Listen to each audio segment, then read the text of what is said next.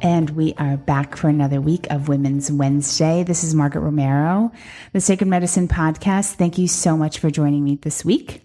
So this week, we are talking all about vaginal yeast infections. And I know it's something that you probably don't normally talk about to your friends, or you maybe call up your GYN and ask for a refill on Diflucan, right?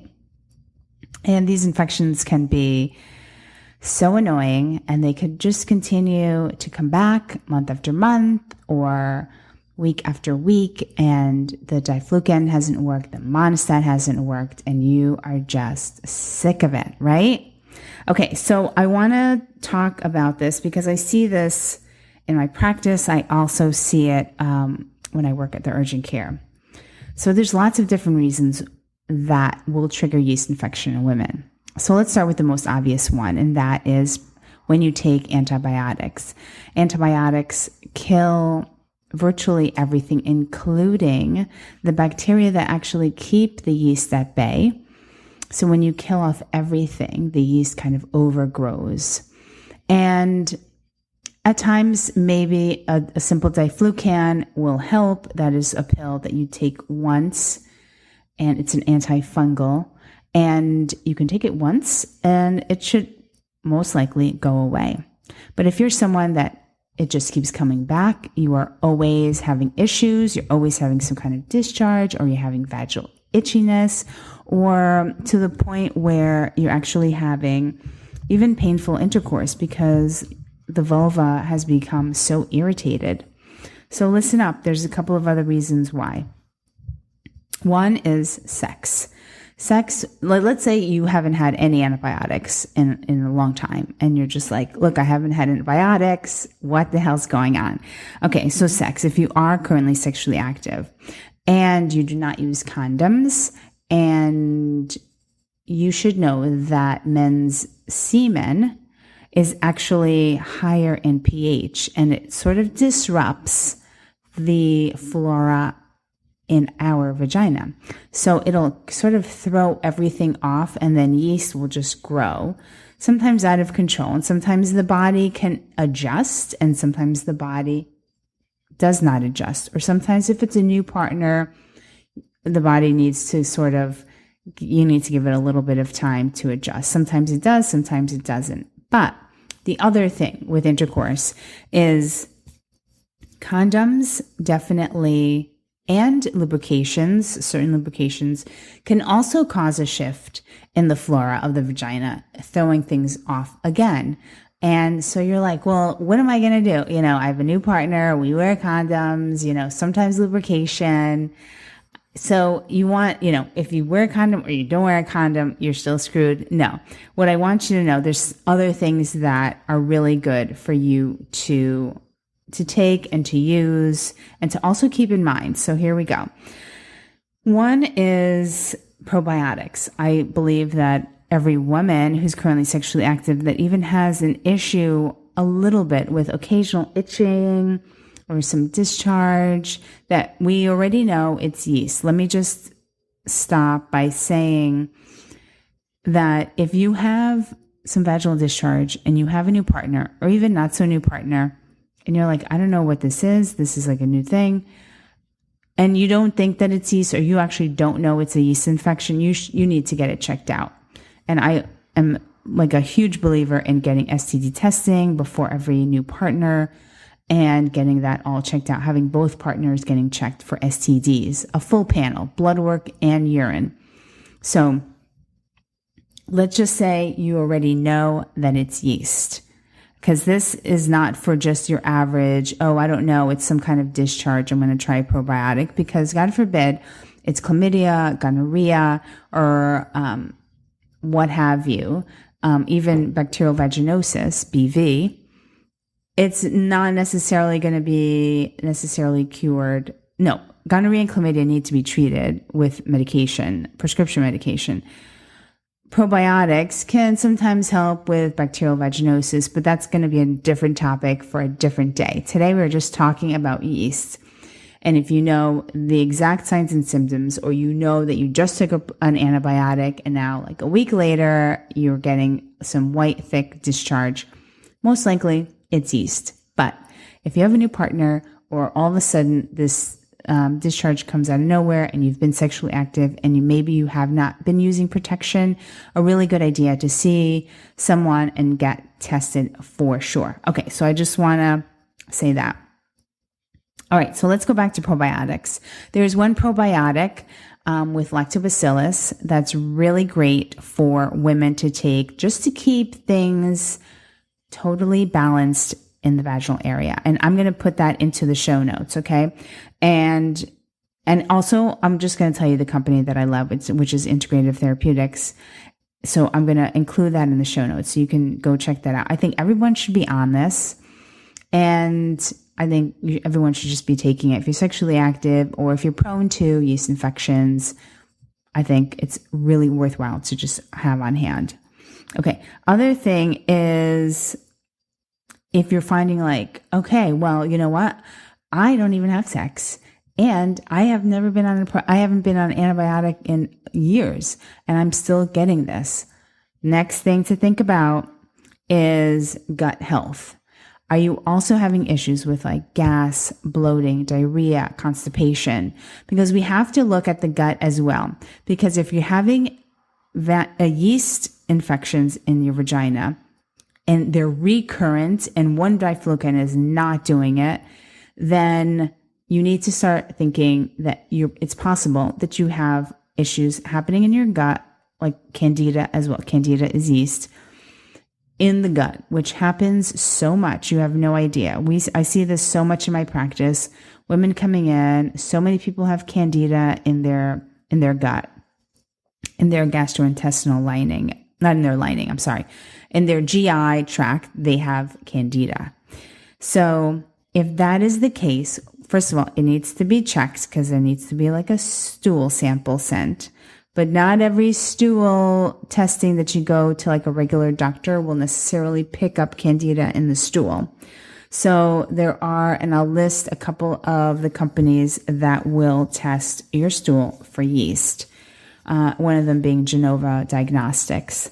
Okay, so that needs to be checked because if you have somewhat of an issue of candida in your gut, and you also have it in your vagina, you may also be having like eczema in your skin or some other issues or like pimples on your face or outbreaks or rashes because it's all skin and gut health is really all connected. So really important to check gut health if these vaginal infections, especially yeast, keep coming back every friggin' month. So that's one thing. Now, if you're someone that loves your sweets, listen up, because if you've got this like itchy vagina with discharge and you're getting it all the time and you always get tested and it's always yeast and they always treat you and this happens so often and you are like you have a sugar tooth, and you're addicted or somewhat addicted to sugar. Sugar is addicting, by the way. It stimulates the same receptors in the brain as cocaine.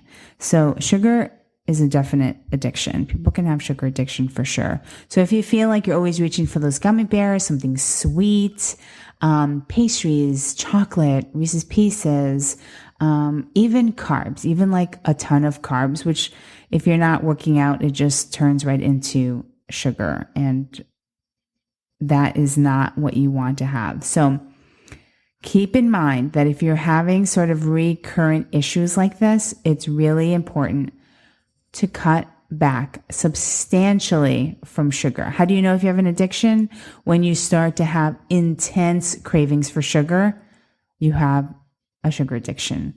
And most likely you have yeast, because it is the yeast in your body that is craving the sugar.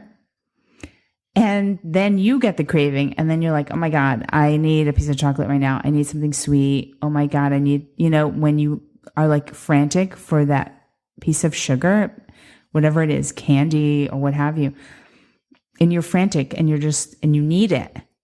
It's possible that the yeast are talking, and I'm not just saying that, it is true. So Yeast needs sugar to grow. So does cancer, by the way. Cancer needs sugar to grow. FYI. Okay, next thing is women love to just use these douches that they sell over the counter, and they just kind of want to like clean it out with a douche. I don't really recommend this. I like to get to the source of why you're getting the infections to begin with. Number one, are you eating too much sugar? Are you using a lubrication that's just like messing everything up? Or, do you have candida in your gut? Like, these are things that we need to look at before you just start spraying douche up your vag. Or let's say you don't even know what it is, okay? Let's say you don't even know you have some discharge and you're like, let me just get a douche. I'm just going to clean it out. By the way, the vagina is a self-cleaning organ, so you don't need to do any sprays or anything like that up there to clean it. It's like a self-cleaning organ, so just leave it alone. And I also, by the way, I don't even want you putting soap and lathering up your vagina. Do not do that. It throws off the pH. All the chemicals that are in that soap is going into like the tender tissues of your vagina. Not good. Water. That's it. It is not this like filthy thing. Water is plenty good to just rinse and that's fine. Now, let's go back to douching. I do not want you to be spraying this douche into your vagina. No. Let's just say you don't know what it is, but you have some kind of discharge. God forbid it's chlamydia or gonorrhea. You put a douche up there, it's just going to go up into your urethra. Not urethra. It goes straight into your cervix. You're just pushing it into your cervix. What happens when you have chlamydia or gonorrhea that goes into the cervix, which is way in the back of the vagina? It goes into, and it creates something called PID, pelvic inflammatory disease. And that becomes very painful, and that's an ER visit. So forget the douche. We're not douching. We're figuring out what is going on. We're balancing out the flora of your vagina using probiotics, using really healthy lubrication, nothing with sugar in it or like, this tastes like strawberry lubrication. None of that. Okay, and another thing, I want to add this too. What could be, and this may gross you out a little bit, but the other thing that can throw off the pH in your vagina is oral sex. So whoever is going downtown Julie Brown on you needs to have, they may have yeast in their mouth. People have, that is what we call thrush on the tongue. People have this. I see people's tongues every day. And some of them are not pleasant. And if that tongue is going downtown Julie Brown on you, what do you think that your poor defenseless vagina is going to do?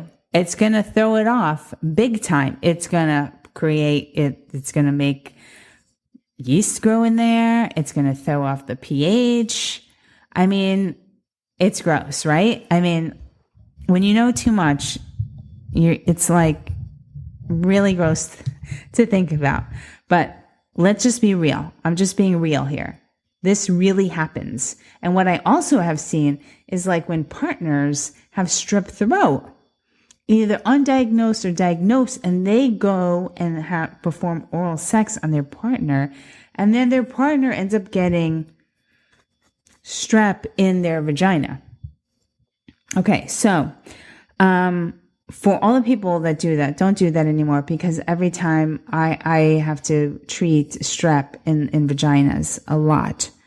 And it's because of that. And because it's their boyfriend or their partner who was just sick and they didn't know they had strep, and they did. And then it just isn't good. So these things get spread. Bacteria and fungus get spread person to person very easily. Okay. The other thing is this. let's say you've been with your husband or partner for a long time and you're like, look, I don't have new partners, okay? We've had unprotected sex for many, many years. I don't take antibiotics. What is the deal? Okay, there's another thing to think about. You've had yeast infections in the past. They have been confirmed and you have them. You've had unprotected sex with your partner, okay? He gets yeast on his penis and you guys keep swapping it back and forth. So another thing to think about is that he needs to be treated just like you, because then you're free and clear. You get treated. You guys have sex. You get it again. And you're like, what the hell? This was fine a couple of days ago. It's also possible that he's carrying it on his penis. So he needs to be treated as well, just as precaution. So this happens a lot. Okay. I think that's it. That's a lot to take in. I wanted this to be a little bit shorter, 16 minutes. I think we're good. A lot of information here. I'm going to include it in the show notes. So head on over there and I'm going to have a really beautiful PDF for you to download and keep a copy on your fridge. If you're someone that gets recurrent yeast, you're going to look at this and you're going to work on keeping things in balance down there, and whether or not you need to change what you're eating, your nutritional habits, if you're going to need to stop sugar, alcohol too, big one, huge. Sugar, lots of it. Wine, forget it. That's all yeast. It's all sugar. 1 glass of wine has 8 teaspoons of sugar or something like that. And it's also fermented, so it's yeast. And it is just and I know that sometimes you love your wine, right? At night with dinner, and you can't understand why you've got this overgrowth in your vag. It is what you're consuming, what you're drinking, what you're eating. So watch for that and really be mindful. All right, let me get off my soapbox. Thank you so much for listening. I hope you enjoy this listen. If you have any questions about this, shoot me a line through at info@margaretromero.com. And I hope to all hear from you soon. Have a beautiful week. And if you're not following me on Instagram, head on over to Margaret Romero. And I will speak to you all in 2 weeks.